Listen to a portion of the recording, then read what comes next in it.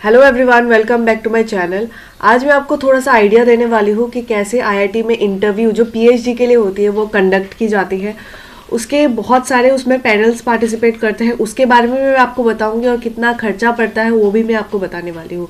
तो आज वाली जो वीडियो है वो थोड़ी सी टॉपिक से अलग है। ये मैं आपको इंटरव्यू के लिए थोड़ा सा आइडिया देना चाहती हूँ, क्योंकि आप बिल्कुल ही अनइन्फॉर्म्ड इंटरव्यू में बैठने से अच्छा है कि आप थोड़ी सी इन्फॉर्मेशन लेके जाए, आप मेंटली थोड़ी से प्रिपेयर रहें एंड मेक श्योर करें कि ये जो भी मैं आज आपको बता रही हूँ ये हमेशा ही ऐसा ही चलेगा, ऐसी चीज़ नहीं है। 2 साल बाद में भी कुछ चीज़ें चेंज हो जाए या फिर 6 महीने बाद ही चीज़ें चेंज हो जाए, बट थोड़ा सा आइडिया के लिए आप ये वीडियो को एज ए रेफरेंस यूज़ कर सकते हैं। ठीक है, तो शुरू करते हैं ये वीडियो को। अगर आपको ये वीडियो हेल्पफुल रही है आप वीडियो को लाइक कर सकते हैं और ऐसे ही और अपडेट्स के लिए आप मेरे चैनल को सब्सक्राइब भी कर सकते हैं।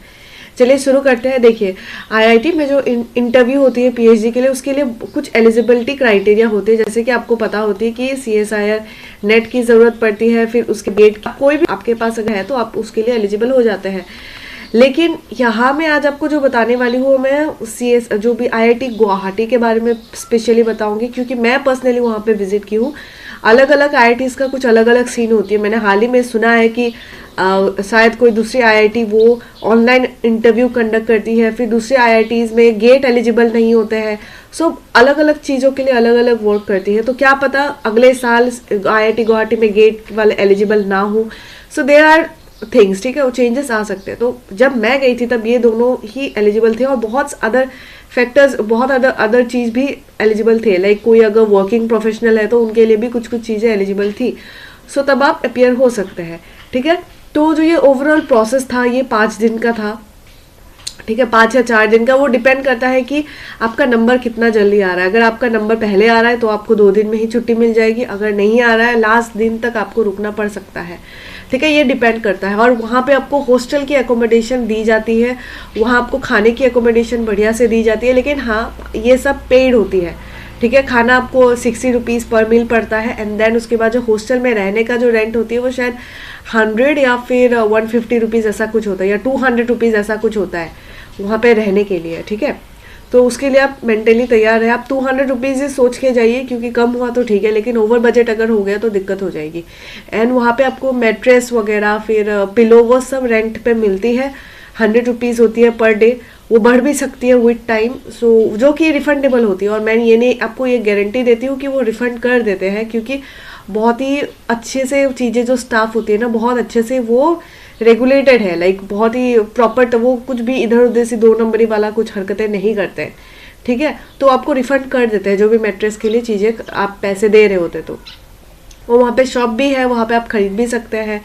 बहुत बहुत ही अच्छा फैसिलिटी है वहाँ पे एज ए होल। और वापस मेस में भी है। और मेस की एक बहुत अच्छी बात बताती हूँ। मेरी एक फ्रेंड थी, उनको क्या हुआ, उनको जाना था कहीं पे तो वो लंच नहीं कर पाई थी। तो मेस वालों ने कहा कि हम लंच पैक करके भी देते, तो उन्होंने पैक करके भी दिया था उसके लिए लंच। तो ये सारी फैसिलिटीज़ वहाँ पे है, तो आप यूज़ कर सकते हैं। ठीक है, और रही बात, ये तो मैंने आपको बताया खर्चा का, कितने दिन लगते हैं, ये वो सब कुछ। और उसके बाद आगे मैं बताती हूँ कि पैनल्स का क्या सीन है। देखिए, जब आप वहाँ पे जाते हैं, जब मैं यहाँ पे लाइफ साइंस की बात कर रही हूँ, बायो साइंस की बात कर रही हूँ, ठीक है, बीएसबी की बात कर रही हूँ, बीएसबीई की बात कर रही हूँ। ठीक है, तो इसमें क्या होते हैं कि इसमें आपको पैनल्स दी जाएगी। फॉर एग्जांपल पैनल एक्स हुआ, पैनल वाई हुआ, पैनल जेड हुआ और पैनल ए हुआ। इतने सारे पैनल्स हैं। सो इसके सामने जो फॉर एग्जांपल ये एक्स के सामने हमें बहुत सारे पैनल्स दिख जाएंगे। ठीक है, सॉरी, एजुकेटर बहुत सारे दिखेंगे। यहाँ पे फॉर एग्जांपल ए एजुकेटर है, बी एजुकेटर है, सी एजुकेटर है, फैकल्टीज होती है। फिर ये वाई पे भी हमें बहुत सारे दिखेंगे, फिर हमें जेड पे भी बहुत सारे दिखेंगे, ए पे भी हमें बहुत सारे फैकल्टीज दिखेंगे। तो ये डिपेंड करता है कि कितने फैकल्टीज उस ब्रांच के अंदर अवेलेबल है। फॉर एग्जांपल ये अगर एक्स वाला जो पैनल है, ये फॉर एग्जांपल ये सेल बायोलॉजी से बिलोंग करती है। ठीक है, और वाई वाला जो पैनल है वो इम्यूनोलॉजी से बिलोंग करती है, और जेड वाला है वो मॉल बायो से बिलोंग करती है। तो ये डिपेंड करता है, अलग अलग पैनल अलग अलग स्पेशलाइजेशन के साथ आती है। ठीक है, और a panel for example bioinformatics के लिए ये बिलोंग करती है। सो अलग अलग का होता है। तो जो ए पैनल की जो क्वालिटी होगी, इनके आगे आपको स्पेशलाइजेशन दी जाएगी। फॉर एग्जांपल अगर ये सेल बायोलॉजी की है तो इनको आपको इनके आगे आपको दिखेगी कि प्रोटीन ट्रांसपोर्ट वाला के लिए है, या फिर आपको दिखेगी कि ड्रग डिलीवरी के लिए है। सो ए वाला पैनल फॉर एग्जांपल यहाँ पे ड्रग डिलीवरी के लिए है, प्रोटीन ट्रांसपोर्ट के लिए ऐसे दी जाएगी। फिर बी वाले पे आपको आएगा कि ये एपोप्टोसिस से रिलेटेड आपको स्टडी करती है, ठीक है, एपोप्टोसिस से रिलेटेड आपको बताएगी। फिर यहाँ पे फिर सी फैकल्टी होती है, सी फैकल्टी का कुछ और एरिया है, ठीक है। तो ऐसे करके आपको सारी डिटेल्स दी जाएगी और यहाँ पे आपको ऑप्शंस रहेगा कि आप किसी प्रायोरिटी सेट करना चाहते हैं, ठीक है। ऐसे करके कुछ बॉक्सेस दी रहेंगी, इसके बेसिस पे आपको प्रायोरिटी सेट करनी है। मैं आपको बताती हूँ एज ए होल क्या होती है, ठीक है। तो फैकल्टी ए अगर है उनके आगे आपको उनकी पूरी प्रोफाइल दी रहेगी, तो आपको इसमें जाके चूज करनी है। तो अगर आप इधर से भी अगर श्योर नहीं हो रहे हैं, अगर फैकल्टी ए को लेके आप श्योर नहीं है कि अरे इसके आगे ड्रग तो दिख गया है, लेकिन ड्रग में बहुत बड़ा ब्रॉड फील्ड है, उसमें किस बारे में बात हो रही है, तो इसके लिए भी आप क्या कर सकते हैं, जो ए फील्ड है ना, आप उसके जाके जो IIT गुवाहाटी का जो प्रोफाइल है, आपको इनफ टाइम दी जाएगी, आप आराम से अच्छे से अपना रिसर्च करके ही फैकल्टी चूज कर सकते हैं। तो आपको इनफ टाइम दी जाएगी, तो आप वहाँ पे जाके उनका रिसर्च पेपर वहाँ पे प्रोफाइल पे मेंशन होती है, वो रिसर्च पेपर एक आपके वर्क के साथ अगर अलाइन कर रही है तो उन्हीं को आप चूज कर लीजिएगा, ठीक है। तो वाई पैनल आ गई, तो वाई पैनल पे हो सकता है कि कोई दूसरे फैकल्टीज बैठे, वाई पैनल पे हमारा क्या बोल ए बी सी बैठे हो, ठीक है, वाई पैनल पे। फिर उसके बाद जेड, जो जेड वाले पैनल पे उस पे अलग अलग बैठे हो, सो ठीक है। तो ऐसे कुछ कुछ पैनल्स होते हैं। तो ए के आगे भी, A1 के आगे भी उनकी स्पेशलाइजेशन आपको दी जाएगी, बी दी जाएगी। इम्यूनोलॉजी है तो A1 ये इम्यूनोलॉजी से ही रिलेटेड होगी, ऐसा नहीं होगा कि A1 आपको कोई अलग कुछ माइक्रोबायोलॉजी का कुछ दे देंगे, ऐसा नहीं होता है। सो A1 पे आपको इम्यूनोलॉजी का, फॉर एग्जांपल ये एंटीजन एंटीबॉडी का कुछ होगा, B1 अगर एलाइजा का कुछ होगा, अगर कुछ टॉसिस कैंसर से रिलेटेड होगा, ठीक है। तो ऐसे करके डिपेंड करता है। सो आपको उस बेसिस पे आपको चूज करनी है। मॉलिक्यूलर बायोलॉजी है, इसमें भी अलग अलग चीजें होती है। अब बायोमेटिक इनके भी अलग होती है। फैकल्टीज कम भी हो सकती है, 3 भी हो सकते हैं, 3 से ज्यादा भी हो सकते हैं। पैनल 4 भी हो सकते हैं, 4 से ज्यादा भी हो सकती है, ये डिपेंड करता है, ठीक है। लेकिन जब मैं गई थी, मुझे इन चारों पैनल, टोटल तो बहुत सारे पैनल थे, लेकिन मुझे उनमें से मुझे मैक्सिमम हमें 3 चूज करने थे और मिनिमम हमें 1 चूज करने थे, ठीक है। This was the criteria. तो आप 3 भी चूज कर सकते हैं, वाई भी एक भी चूज कर सकते हैं। लेकिन मैं आपको एक जनरल सा एक सजेशन देती हूँ। इस मामले में क्या होती है कि अगर आप 3 पैनल, अगर आपके पास ऑप्शन है तो आप 3 चूज ना करें। आप उनमें से या तो 2 चूज कर सकते हैं या एक ही चूज कर सकते हैं, क्योंकि ऐसा तो नहीं है। फॉर एग्जाम्पल अगर मैं माइक्रोबायोलॉजी से बिलोंग करती हूँ तो ऐसा तो नहीं है कि मैं इम्यूनोलॉजी के लिए या फिर बायो इन्फॉर्मेटिक्स के एलिजिबल हो जाएगी। अब तुक्का नहीं मारना चाहिए आपको, लाइक कि तीनों में ही दे देते हैं, क्या पता किसी एक पैनल में सिलेक्ट हो जाए। ऐसे तुक्का आपको बिल्कुल नहीं मारनी, क्योंकि इससे जो होती है वो इंटरव्यू भी फ्रस्ट्रेटेड हो जाती है और आप खुद भी वेट कर करके आपका नंबर कब आएगा ये वेट कर करके आप खुद भी फ्रस्ट्रेट हो जाते हैं। क्योंकि ऐसा नहीं होता कि तीनों पैनल पे ही आपको एक साथ ही बुला दिया जाएगा, आपका नंबर पहले ही आएगा या फिर आपका नंबर बाद में ही आएगा। किसी में आपका नंबर पहले भी आ सकता है, किसी में आपका नंबर बाद में भी आ सकता है। तो चीज़ें बहुत ही ज़्यादा हेक्टिक हो जाती है, खाना, लंच एंड एवरीथिंग। तो आपकी खुद की कन्वीनियंस के लिए और इंटरव्यूअर फ्रस्ट्रेटेड ना हो, इसीलिए मैं आपको एक सजेशन दूंगी कि आपका जो एरिया ऑफ इंटरेस्ट है उसके लिए आप बहुत ही ज़्यादा प्रिसाइज रहे कि कौन सा है, किस पे आपको अप्लाई करनी है, तो कम ना मारे, ठीक है। ये भी पर्सपेक्टिव के बेसिस पे ही होती है, सब्जेक्टिव है। किसी को अगर लग रहा है कि हाँ 3 पे मार के देख लेते, क्या पता लग जाएगा, तो वो कर सकते हैं। मैं ऐसा नहीं कह रही कि नहीं ये करना है आपको, जस्ट जनरल सजेशन। जो गलती मैंने करी थी, मेरा फर्स्ट टाइम था, मैं वहाँ पे फर्स्ट टाइम अपियर हुई थी, इंटरव्यू पे बैठी थी, ऑफलाइन वो भी। तो वहाँ पे इतने सारे स्टूडेंट्स थे, तो कुछ स्टूडेंट्स से मेरी दोस्ती हो गई थी। तो उन्होंने क्या की थी, उन्होंने बोला था कि ये सब पे कर देते हैं, किसी ना किसी पे तो लग ही जाना है। ये पर्सपेक्टिव था उनका, जो कि बहुत ही ज़्यादा गलत है। सो आपको क्या करनी है, आपको वही पैनल चूज करनी है जिसके लिए आप स्ट्रांगली एलिजिबल है और आपको पता है ये आपका एरिया ऑफ इंटरेस्ट के साथ अलाइन करती है, ठीक है।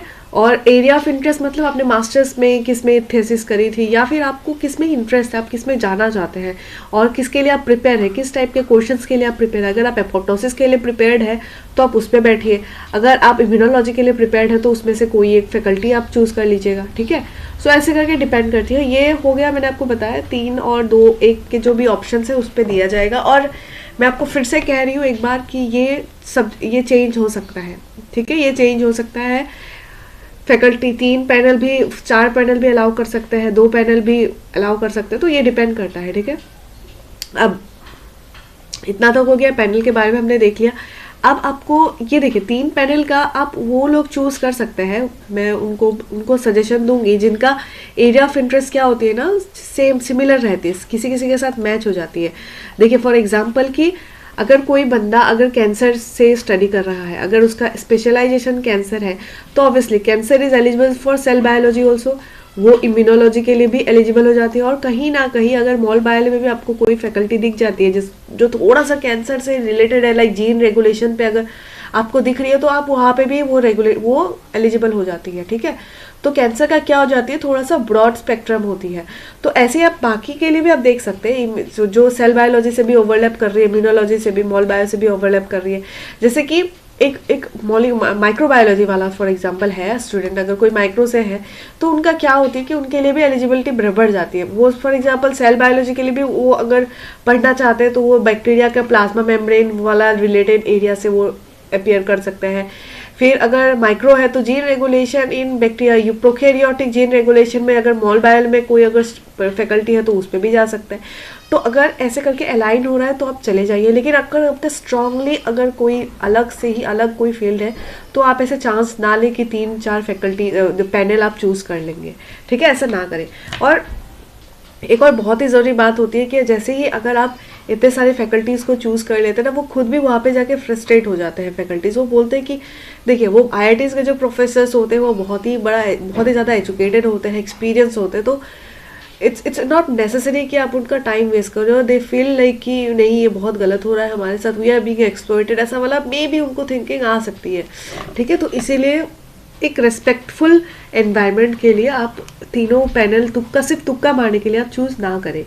ठीक है, ये रहा पैनल का बात। फिर पैनल में भी मैंने आपको कहा कि ये एक्स पैनल था, एक्स पैनल के पास A B C का ऑप्शन था, वाई पैनल के पास A1 B1 C1 था। तो यहाँ पे ना आपको जो स्लिप दी जाएगी, सबके लिए अलग अलग स्लिप दी जाएगी। एक्स पैनल के लिए आपको एक अलग से स्लिप दी जाएगी, ठीक है, अलग से एक पेपर दी जाएगी। वाई पैनल के लिए आपको एक अलग से पेपर दी जाएगी, जेड पैनल के लिए आपको एक अलग से पेपर दी जाएगी। तो यहाँ पे ऑप्शन है कि आप ए पैनल का आपने ड्रग डिलीवरी देखा था, बी पैनल का आपने एपोप्टोसिस देखा था, सी पैनल का आपने देखा था क्या कहूँ मैं, ये सेल बायो था ना। तो सी पैनल का फॉर एग्जांपल आपने एंडोसाइटोसिस वाला कुछ देखा था फॉर एग्जांपल। ठीक है, एंडोसाइटोसिस वो सब के बारे में आपने देखा होगा। तो उस पर जब आप इतने सारी चीज़ें देखते हैं ना, तो यहाँ पे आपको ऑप्शन नहीं रहती कि इन तीनों में से, इन तीनों फैकल्टीज़ में से आपको प्रायोरिटी पे किसको लेना है। फॉर एग्जांपल आपको ये तीनों ही पसंद आ रहे हैं, ड्रग डिलीवरी, एपोप्टोसिस और एंडोसाइटोसिस, आप तीनों के लिए ही रेडी है। तो आप क्या कर सकते हैं, आप तीनों ही फैकल्टीज़ के लिए आप ओपन रख सकते हैं कि तीनों ही फैकल्टीज़। तो यहाँ आपको ओपन टू ऑल वाला एक ऑप्शन रहता है। ठीक है, ओपन टू ऑल। तो इस केस में क्या होगा, आपको सारे फैकल्टीज आपको क्वेश्चन पूछेंगे। ठीक है, और अगर आपको कोई प्रायोरिटी रखनी है कि नहीं मुझे तो ओपन टू ऑल नहीं, मुझे सबसे क्वेश्चन नहीं पूछवानी है, मुझे सिर्फ पहला ही 2 से क्वेश्चन पूछवानी है, और पहले 2 से भी अपने प्रायोरिटी सेट कर रखी है मुझे किसको चूज करनी है, तो आप ए नंबर के अगर आपको प्रायोरिटी है तो 1 दे दीजिए, 2 की अगर प्रायोरिटी है तो इसको सेकंड दे दीजिए। अगर बी आपकी फर्स्ट प्रायोरिटी है तो बी को 1 दे दीजिए, अगर ये आपकी सेकंड प्रायोरिटी है तो ए को सेकंड दे दीजिए। ये डिपेंड करता है कि प्रायोरिटी के बेसिस पे भी आप गाइड को चूज कर सकते हैं। ठीक है, सो प्रायोरिटी के बेसिस पे आपने गाइड चूज कर ली। फिर चूज करने के बाद क्या होती है कि इस बेसिस पे आपको यहाँ पे क्वेश्चंस पूछे जाते हैं। ठीक है, और इस पे आप डिपेंड करता है ओपन टू ऑल रखना चाहते हैं या नहीं। ओपन टू ऑल होने से आपको बस यस कर देना है, ओपन टू ऑल करने से आपको प्रायोरिटी नहीं सेट करनी है, क्योंकि ऑब्वियसली आप सबके लिए ओपन है तो क्यों प्रायोरिटी सेट करना। और प्रायोरिटी इस बेसिस पे भी डिपेंड करता है कि वहाँ जाने से पहले आपने किस किस को, किन किन को फैकल्टीज़ को आपने मेल करी होती है। अगर आप पर्सनल टच से है 1-2 साल से, उन्हें पर्सनली जानते हैं, तो उन्हें फर्स्ट प्रायोरिटी दे दीजिए। ठीक है, वो डिपेंड करता है। और मैंने बहुत सारी गलतियाँ करी थी जब मैं IIT इंटरव्यू पे गई थी। पहली गलतियाँ ये थी कि मैंने किसी फैकल्टी को मेल नहीं करी थी, मुझे आइडिया नहीं था कि फैकल्टी को मेल करके उनसे बातचीत करके जानी पड़ती है, सो दैट वो अपना थोड़ा सा बायस हो जाए। लेकिन ये भी है कि अगर आप प्रायोरिटी सेट करेंगे, अगर आपने इंटरव्यू में ख़राब कर दी तो ऑब्वियसली आप सिलेक्ट नहीं होंगे। ठीक है, तो ये डिपेंड करता है सब कुछ का मिलावट, मतलब बहुत सारे फैक्टर्स का मिक्स होके मतलब आपका इंटरव्यू पे सिलेक्शन होता है। तो आप फैकल्टीज़ को पहले मेल कीजिए, उनसे कांटेक्ट कीजिए, हो सके तो मिल के आइए, उन्हें कुछ भी लेटर लिख दीजिए कि मैं आपसे इंस्पायर्ड हुआ एंड ऑल ये सब का। एंड उसके बाद सेकंड जो मैंने गलती करी थी वो ये थी कि मैंने वहाँ पे जाके तीनों पैनल ही चूज़ कर ली थी, जबकि मेरा स्पेशलाइजेशन सिर्फ एक ही था और वो नहीं चूज़ करके मैंने तीनों कर ली थी, जिसकी वजह से the faculties were very frustrated. वो बोलते हैं कि तुम लोग अगर तुम्हारा ये फर्स्ट प्रायोरिटी तो तुमने सेकेंड और थर्ड प्रायोरिटी क्यों रखी है, जबकि तुम्हारा वो एरिया ऑफ इंटरेस्ट है भी नहीं। तो दे वर फ्रस्ट्रेटेड, तो इस पर एक निगेटिव इम्पैक्ट पड़ जाता है, ठीक है। और बस, और थर्ड मेरी गलती थोड़ी सी ये भी थी कि मैं अनअवेयर थी चीज़ों से, लाइक कैसे, क्योंकि मेरे लिए ऐसा वीडियो कोई था ही नहीं। मैंने ऐसा वीडियो यूट्यूब पे सर्च किया, ऐसा कोई इतना ब्रॉडली एक्सप्लेन किया वाला वीडियो था नहीं। मैं वहाँ पे ऑलरेडी बहुत ज़्यादा नर्वस थी वहाँ पे जाके कि क्या होगा क्या नहीं, और वहाँ पे इतने सारे स्टूडेंट्स होते हैं, वो एक डायनेमिक रिसर्च एरिया, तो आपको बहुत ही ज़्यादा आप डीमोटिवेटेड हो जाते हैं।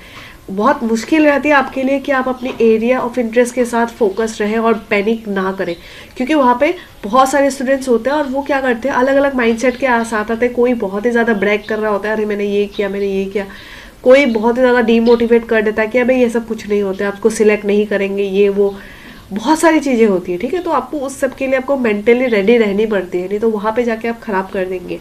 और वहाँ पे जाके मैंने बहुत ही ज़्यादा मस्ती कर दी थी, जो कि आपको नहीं करनी है। सीरियस रहनी है, एक माइंडसेट बना के जानी है। You have to be like enough prepared, और बहुत ही ज़्यादा एक पर्सनैलिटी लेके जानी है, जिसके बाद आप वो चीज़ इंटरव्यू पे दिखती है, ठीक है। So this is all that I have to say you, और इससे ज़्यादा तो इन्फॉर्मेशन मेरे पास नहीं है जो मैं आपके शेयर कर सकूँ। और हाँ, आपके पेरेंट्स भी जा सकते हैं, उनके लिए गेस्ट हाउस भी वहाँ पे अवेलेबल है, वो पेड है, आपको पे करनी पड़ेगी वहाँ पे अलग से। सो बस यही पे ही है, और कुछ इन्फॉर्मेशन वैसे तो है नहीं, अगर कुछ होगा मैं आपको शॉर्ट्स में या फिर कमेंट सेक्शन में आपको बता दूंगी, ठीक है। सो और हाँ, वहाँ पे मेंशन होती है कि आपको जो ट्रेवल जो भी एक्सपेंसेस है वो रिफंडेबल होती है, लेकिन ऐसा नहीं होता है, क्योंकि ऐसा अगर होता तो वो ऑलरेडी आपको सेट कर देंगे कि आपको ट्रेन की जो थर्ड टायर है या फिर सेकेंड एसी है वो ही लेना है, ऐसे कुछ आपको बता देंगे। क्योंकि अगर सब रिफंडेबल होते तो सारे बच्चे ही कोई फ्लाइट्स लेके आ जाएगा, मैं तो प्राइवेट जेट लेके चली जाऊँ, है ना। तो उस सब के लिए वो नहीं करते हैं रिफ़ंड, क्योंकि मैंने अप्रैल या फिर जून में शायद इंटरव्यू दी थी, तो अभी तक मुझे रिफ़ंड नहीं आया है और नहीं भी आता है, ठीक है। तो उसके लिए आपको, लेकिन फिर भी फॉर्म भर दीजिए, क्या पता आ जाए, किस्मत अगर अच्छी हो तो, क्योंकि बहुत सारे स्टूडेंट्स 10-20 हज़ार खर्च करके भी वहाँ पे इंटरव्यू देने आ जाते हैं। तो उस केस में क्या करना है, आपको थोड़ा सा अवेयर रहना है, आप देख लीजिए क्या वर्क करता है, ठीक है। So that's all for today. Video पसंद आई है तो लाइक कर दीजिए, कुछ भी डाउट है कमेंट सेक्शन में पूछिए, मैं रिप्लाई इमीडिएट देने की कोशिश करूँगी, ठीक है। So that's all, thank you so much for watching guys, have a nice day.